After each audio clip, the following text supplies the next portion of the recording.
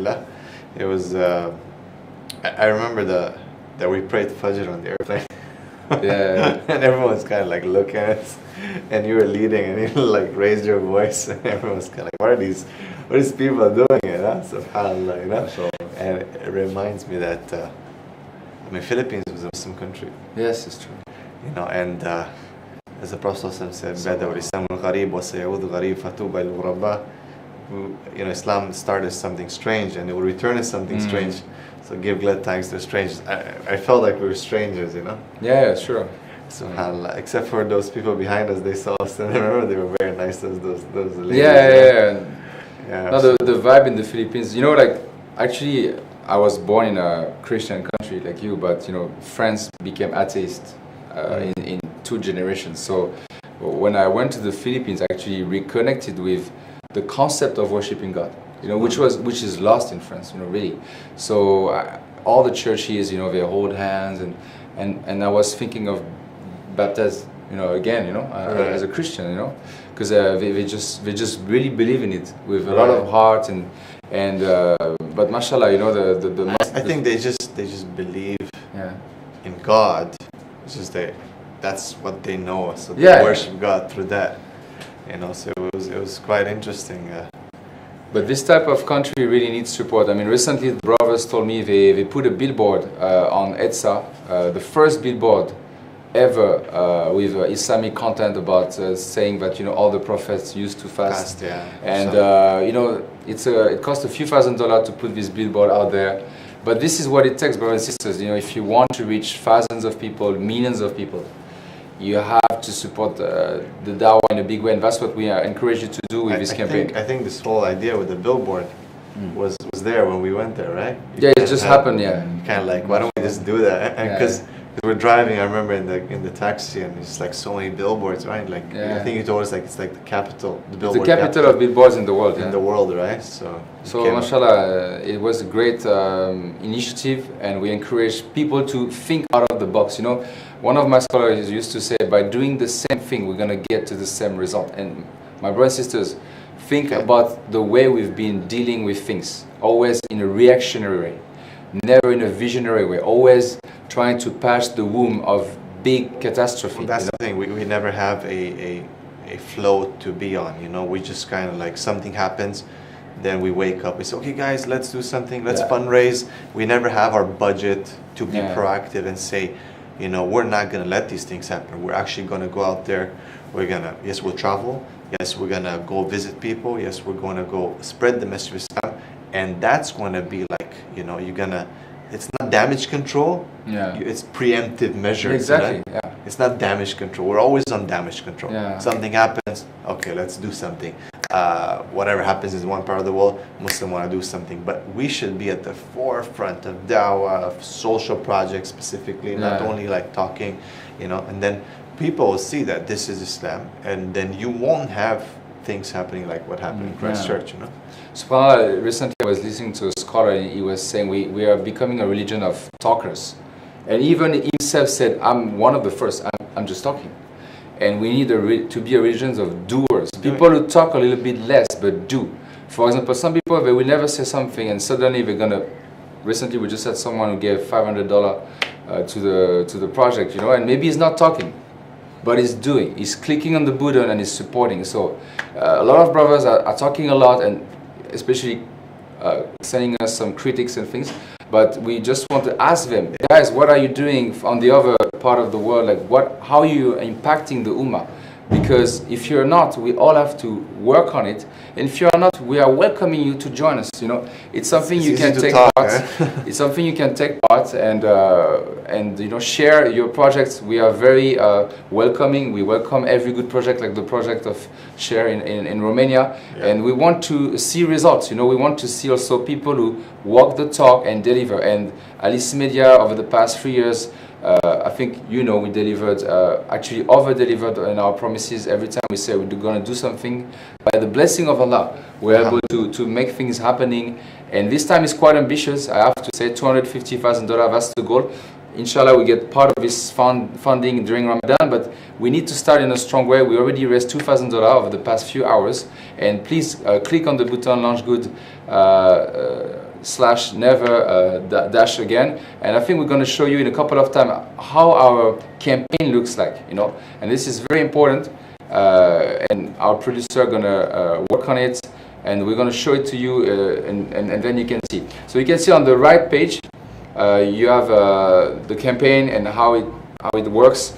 You just have to go on Launch Good. If you can scroll down, maybe. Is it possible? No. Okay. So you can see, and you can just go there, and you will see everything we've been doing in New Zealand.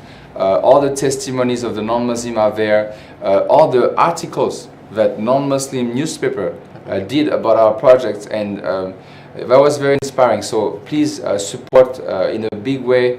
And if you cannot do it in a big way, even $1 will help us to be, mashallah, on the top of the competition, because there's a competition with Launch Good right now. Mashallah. Healthy competition, where all the campaigns are actually competing to get $5,000 bonus, and you can help us to get that bonus even with $1. Mashallah. Guys, remember, being a Muslim is not sitting, right? Muslim by itself, the name of Islam, it has a verb that's involved there, you know. It's someone who's doing the action of submission.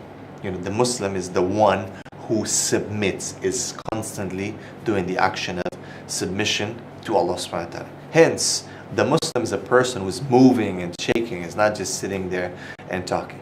So yeah, you might not have what we need right now, but you might have a part of it, and you might know someone who has it. So the Prophet ﷺ said again, it's not just about you doing it, but it's about guiding someone to do the righteous action. It's about telling someone, hey, check out this project.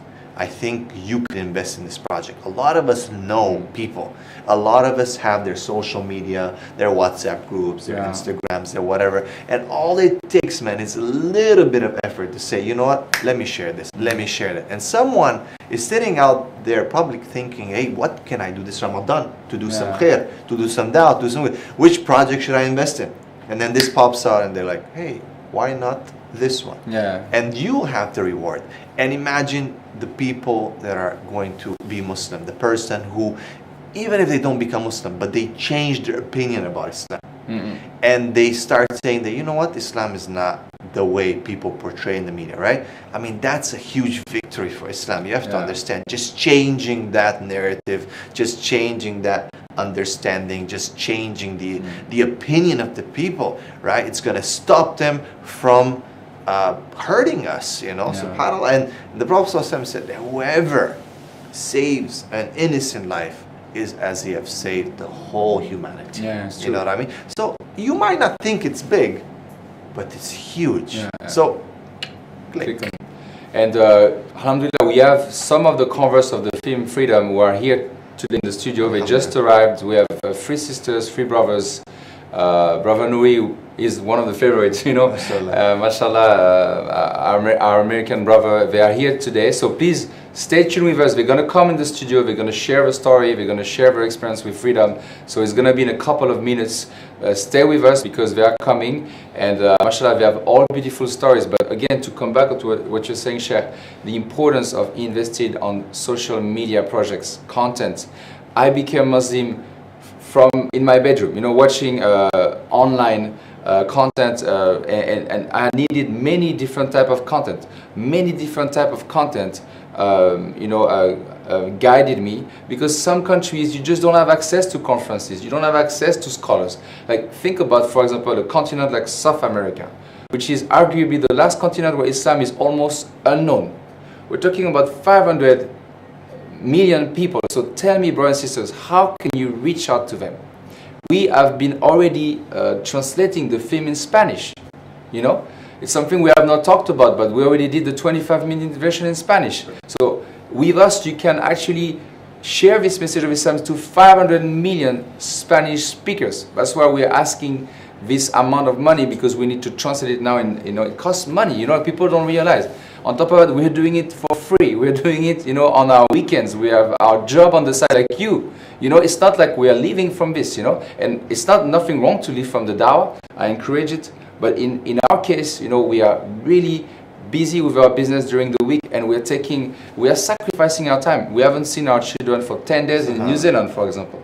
You know, and it was very painful to leaving your young children to do this dawah. It's not necessarily fun, you know. That's right. You know, so everybody has to. If you're satisfied, now it's true. If you're satisfied with the way the Ummah is treated in the media, then maybe this project is not for you. Of course, if you are satisfied with, I mean, we found out after the murder in Christchurch in Australia, One Path Network published 3,000 articles yearly on Islam, about Islamophobic comments. I've seen that. I mean, if you're in Australia and you're satisfied with this, well, what can we do? You know, some brothers ask us to do a tour after Ramadan in Australia, but we don't have the funds right now. You know, so brothers and sisters, we really have to go out of our way right now. It's kind of sad that it has to get to this, right? We're like, come on, guys, right? That people should actually, people should be seeing this as an opportunity. Yeah. It's like, whoa, I want. Hey, please, me. Hey, take me, right? Not like, come on, guys. Like, we are offering you an opportunity. You're probably thinking that you're giving us something. It has nothing to do with us. We're offering you an opportunity to give this qard hasan, as Allah subhanahu wa ta'ala says, that who is to lend Allah a goodly loan? You know, it's like, what do you mean a loan? You gotta give a loan to Allah? Allah doesn't need a loan. You, subhanAllah, Allah is telling you, contribute to khair. What is your reward? What will you get out? What's your invested return on your investment? Jannah. Jannah, that's it. I mean, you know, when you talk about Jannah, I don't know about you, but me, I want to be in Jannat al-Firdaus with the prophets. And of course our beloved prophet, but we have to ask ourselves, are we qualified, if we never do dawah or never invest in dawah, to be among the best da'i that Allah subhanahu wa ta'ala created? But because that's the only thing, that's the thing they had in common, calling to Allah subhanahu wa ta'ala, you know. And if you want to be part of this group of amazing people, you know, you have to do what they used to do in their own time, and they were calling day and night, day and night. And that's why today we did day and night. We started at 10 p.m. It's almost 9 a.m. and we are here because we love this religion so much. We were misguided people. We were guided by Allah subhanahu wa ta'ala, and that's why for us we are willing, you know, to give up sometimes even our family time. You know, it's family time to do this work because it's actually a passion, it's actually a duty. You know, so brothers and sisters, we want to invite you to invest in something amazing, something that has a huge track record. Christchurch never again. We are not naive. We know this thing can happen again, but what we mean by that, and it's actually engineered, we know that by now, but what we mean by that is truly trying to prevent these bad thoughts about Islam to grow. And it's our duty. We can't expect people to do the PR for us. That's right. We have to really wake up, you know. And what happened in Christchurch, if it's not a wake-up call for you, my brothers and sisters, what do we need? And you know, I mean, seriously, brothers and sisters, you know, 9/11, it was like, what, 20 years ago? That was a first wake-up call. You know, our religion was totally unknown by then, you know. And then, did we capitalize in the sense that did we inform the people for the last 20 years how much money we spent? Not so much. You know, billions are spent every year to bash Islam. That's right. It's just ridiculous. I mean, like, it's like preaching to... There's an organization in the US, I'm not going to mention here names, but I was looking at their budget, you know, and they work on campuses and so on to spread, you know, concepts that are irrational and harmful and against God, right? And their budget is like somewhere in the 30 million per year, with 20,000 full-time employees, you know. So imagine these people are working around the clock, 24 hours. I'm not kidding you. When one goes to sleep, another one starts working, right? To spread something that Allah doesn't like. And then we are sitting here, come on guys. To be honest, Gabriel, you've been 15 years in this, me, I've been 7 years, and to be honest, sometimes I go through a burnout. Yeah, you get frustrated, man. You know me, recently I went almost through a burnout, and those support you give to us, even a sister give us $2, $5, money is like energy. When we see people supporting us, it keeps us going. Of course, sometimes I want to give up, brothers and sisters. I'm a human being, you know, and that's why I'm also sometimes he faced some difficulties, you know, he got stoned, and you know, the prophets also faced some difficulty, but some small victories, some small support that you can give us the energy to do it again. You know, because sometimes you're so, I feel like I want to play basketball a little bit more. I want to go surfing. Since I'm a Muslim, I haven't been surfing. Maybe once in Durian during the screening tour. But it was just bad waves, by the way. Sorry, South Africans, but you know, it just happened. It's my passion. I was worshipping surfing, because what is worship, brothers and sisters, is what you love the most. That's right. So do you worship money more than Allah? Because really, you know, the concept of worship is, what is your top priority in your life? If it's not Allah, then you are worshipping something else bigger than Allah. And this is not only a question we should ask to the non-Muslim. You know, some non-Muslim, they are worshipping the dog. You know, I was talking to one sister in New Zealand, and I was explaining to her the concept of worship is like, what you love the most, what you give the most time, is actually what you worship. And I said, you can worship your boyfriend, you can worship your dog. And she said, oh, I think I worship my dog. So what are you worshipping the most, my brothers and sisters? That's the question. You know, like, what is your priority? Is it your children? Is it your husband? Is it power? Is it fame? Or is it Allah? And do you want to follow the Messenger of Allah? Going back to what you spoke about loving Allah and His Messenger, when you do da'wah, you know, the Prophet ﷺ said that al-mar'u ma man ahab, that the person will be with the person or who they love. And imagine if you are doing this da'wah with the intention to defend the honor of the Prophet to defend Allah. You know, Allah doesn't need your defense. But when people talk bad about Islam, who are they? They're trying to insult Allah subhanahu wa ta'ala. They're insulting, they're saying things, subhanAllah, you know, that you can't even listen to. I mean, subhanAllah, it would hurt your ears, and if they don't, in your heart as a Muslim. So imagine that you are contributing to this da'wah, and you're defending the honor of the Prophet ﷺ. You're defending the honor of Islam. Imagine on the Day of Judgment, you'll be called by name and you'll be told, this is what you've done. And you will be with those who you loved. Imagine, so you'll be with the Prophet ﷺ. Now, this is not just a sales pitch. I want people to understand, it's not a sales pitch. We don't need that. It's not that. I want you to understand, man, it's not like that. The Prophet ﷺ, when they went for jihad, okay, the Prophet ﷺ asked, who will give? Who will do? Who will do this? Uthman radiallahu anhu stood up. I will, ya Rasulullah. Don't you want to be like Uthman? Abu Bakr, I will, ya Rasulullah. Gave the whole caravan, you know, the whole thing, right? So the Prophet ﷺ, what he's doing, a sales pitch? Whoever will give this, you'll have Jannah. That's why, because Allah subhanahu wa ta'ala says that whoever spends for His sake, whoever gives for His sake, this is what his reward will be. You're not buying Jannah here. It's that you are taking that nafs and you're breaking it. Okay, spiritually, you're breaking your nafs and you're saying, you know what?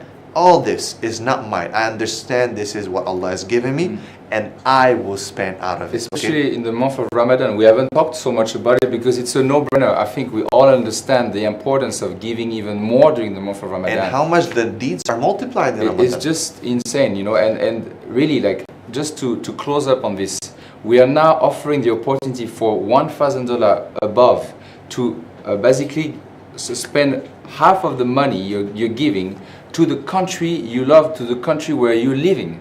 So imagine the impact you can do in the country. We're not talking about, you know, we get the money and we just spread it the way we want. We spread it according. You are the one. You are the boss. You tell us, you know what? I live in Zimbabwe and I want to give $1,000, and I know that this $500, half of it will go to my country. I want to guide some of my people there. That's right. You can do that for $1,000, even if you don't have the money by yourself. You join forces with a few friends, boom, you get it, you send us the money, and we work with you, we work for you. You know, so, I mean, it's like a no-brainer, brothers and sisters. You can do it. If you're now satisfied with the condition of the dawah in your country, it's another story. But I've been traveling all over the world. Brothers and sisters, I'm not satisfied anywhere.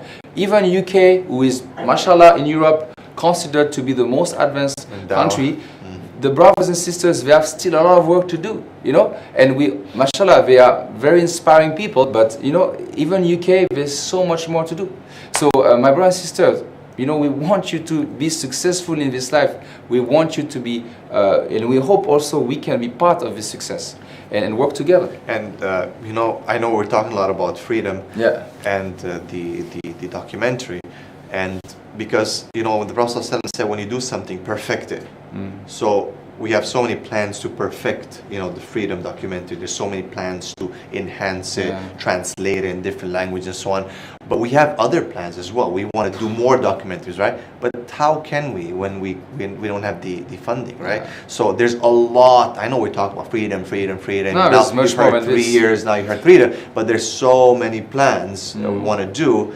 So many more documentaries. We have some nice ideas about the seerah of the Prophet, about new Muslim life, how they, you know, we don't want to spoil but even that. this conference, like this conference, brother and sister, costed a few $1,000s to reach out to you, you know, to reach out to the people. We invested quite a significant amount to reach out to.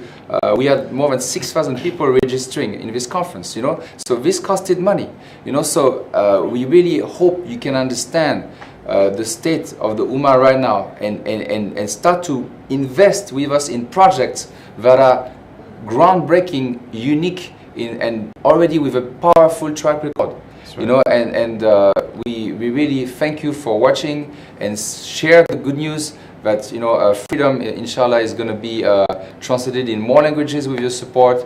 And, you know, as you said, we have more projects in the pipeline. And, you know, just to wrap up on this, when we went to Dunedin, you know what, it becomes shameful when the Christian asks you why you're not pushing more. Yeah. Like, you know, like where are you guys? Some sisters told us, like, why this film is not going viral, why it's not on TV. When people of other belief are asking us why, and then they look at our numbers. You guys are 1.5 billion and you cannot fund properly this project. And they know the money that this Ummah has. We're talking about 10-15% of the global GDP. You know, so I know maybe you are not this type of people who are spending the money in yacht and buying soccer, football clubs and things like this. But this is the extreme. This is people who are wasting the money that should go actually to the dawah, you know. But really, I felt ashamed when Christians are putting me on the spot and saying, you guys have no resources. And, you know, because they realized it, you know, like we're really working with minimal amount. And this can no longer, we cannot keep going that way, to be honest with you, brothers and sisters, because, you know, at the end of the day, we also have some families to take care of and businesses we could do, you know, but we are still doing this because of your support, because we believe today you're going to come out of your way and do something special. You know, like the first $1,000 that happened a few hours ago, it was really mashallah. May Allah bless this person. May Allah grant him the highest place in Jannah to be the first person to make a strong commitment. And this is, you know, we appreciate the $1, the $5, $10, we appreciate, but now we are in a level where, you know, the $1,000, $2,500, $500 is really game changer type of investment. And mashallah, you can make a big impact. No doubt. A pat on the back is not enough anymore. Yeah. Good job. Mashallah. Nice dawah. Let's take a picture. We need action. Thank you so much for watching. Exactly. There's still more to come, and may Allah bless you in this month of Ramadan. We'll come back right after this. Racist terror attack in New Zealand, targeting 2 mosques. Running outside the mosque and in the same direction. This is one of New Zealand's darkest days. The world is becoming more and more unsafe for Muslims as the anti-Islam narrative continues to grow out its evil horns worldwide. The rate of Islamophobic attacks have been rising all around the globe. Christchurch is just another wake-up call. Should we, the Ummah, mourn one tragedy after the other and then go back to our normal lives without taking any measures to prevent more attacks from happening again? Or should we take action and educate the masses on what Islam truly means? The documentary film Freedom has been spearheading serious efforts in tackling the anti-Islam narrative globally. We've already screened in 9 countries across 21 cities. Freedom has left a huge positive impact throughout the non-Muslim community, changing one mindset at a time. I thought the film was beautiful. I will now have a whole different attitude towards Muslim people. It was very enlightening to see the sincerity of their belief to the Almighty True God. I welcome them with all my heart because I think the country is going to be so much richer with these people here. I think there's some really interesting insights in it for people that don't understand Islam very well. I think this film should be broadcasted locally, internationally. It should be promoted across all areas of anywhere around the world. We believe it's time to stop being a reactionary ummah supporting only after a crisis happens. We must become people of solutions with real, long-lasting impact. The Quran was the media 1,400 years ago, so should we not invest in media in this digital world of the 21st century? We need your help this Ramadan to make freedom reach more people. We are targeting 100 million people in the next few years by making freedom accessible on social media, world TV channels, and translating it into more than 10 different languages. Take action now and support Christchurch Never Again this Ramadan and be counted among those driving a real change in the world. Donate now at launchgood.com/never-again.